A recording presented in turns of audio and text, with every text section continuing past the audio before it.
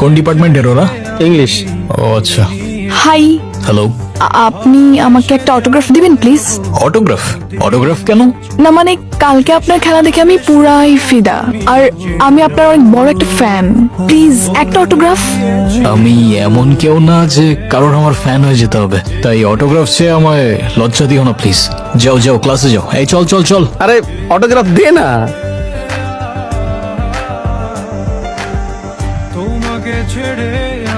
Sir, আসসালামু আলাইকুম sir. ওয়ালাইকুম আসসালাম, আসো আসো। Thank you sir. Sir, sorry to interrupt sir, কিন্তু একটা ইম্পর্ট্যান্ট অ্যানাউন্সমেন্ট করার ছিল। ওকে। তো সামনেই আমাদের ইন্টার কলেজ ক্রিকেট চ্যাম্পিয়নশিপ শুরু হতে যাচ্ছে, আর প্রতিবারের মতোই আমাদের নতুন কিছু প্লেয়ার দরকার। সো তোমাদের মধ্যে যারা ইন্টারেস্টেড আছো, গিয়ে নোটিশ বোর্ডটা চেক করবা আর ওর সাথে কন্ট্যাক্ট করতে পারো।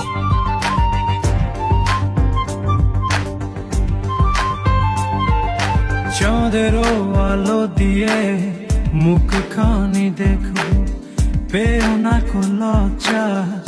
কৌশিক, আই কৌশিক। ওই, কি সমস্যা? আমার নাম ধরে ডাকতেছো কেন? সিনিয়র আমি তোমার। আই কি সমস্যা? কি আমার নাম ধরে ডাকতেছো কেন? সিনিয়র আমি তোমার। আরে আজব, আবার ভেঙাচ্ছ আমাকে?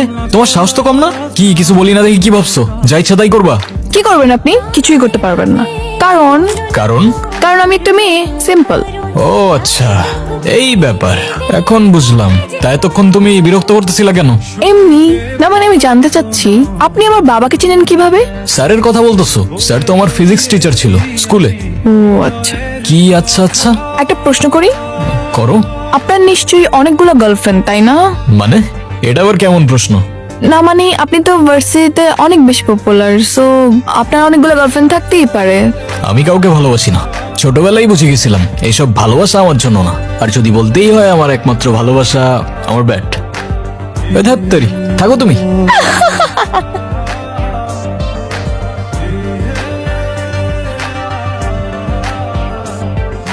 টিপ টিপ বৃষ্টিতে কি যে ভালো লাগছে, হৃদয়ের কথা গুলি শীষ দিয়ে ডাকছে।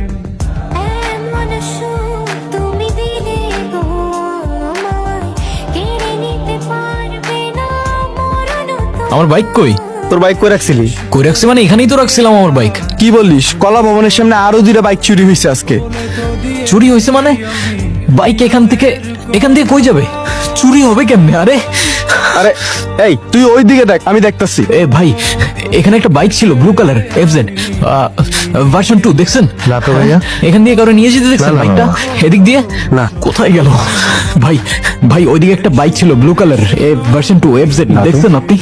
না। কাউরে নিয়ে যেতে দেখছেন এদিকে? না না, আমি কলা ভবনের সামনে গেছি, ওইখানেও বাইক নেই। আমিও তো খুঁজে এলাম।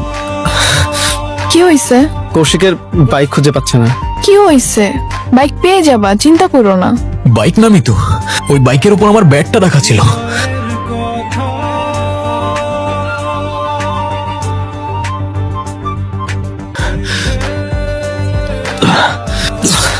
কি রে, আসতে বল কর। আসতে মানে? এই বল খেলতে না পারলে খেলা বাদ দিয়ে দে, তোর খেলার দরকার নাই। শোন, আমি তোর কষ্টটা বুঝতে পারছি, বাট এখন তুই থাম না প্লিজ। একটা সামান্য ব্যাটের জন্য এরকম করছো? নতুন একটা ব্যাট কিনে নিলেই তো পারো। ওইটা 8-10টা ব্যাটের মতো কোনো ব্যাট ছিল না, ওটা ছিল আমার মায়ের দেওয়া শেষ গিফট।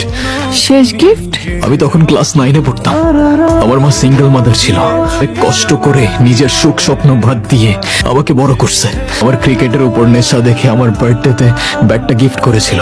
সেদিন ব্যাটটা আমার হাতে দিয়ে আমার দিকে তাকিয়ে বলেছিল, বাবা তুই একদিন আকাশ হবি। ওই ব্যাটটা না থাকলে আমি আর খেলবো না। আমি কি নিয়ে থাকবো, ভালোবেসে যাবো গো যতদিন বাঁচবো।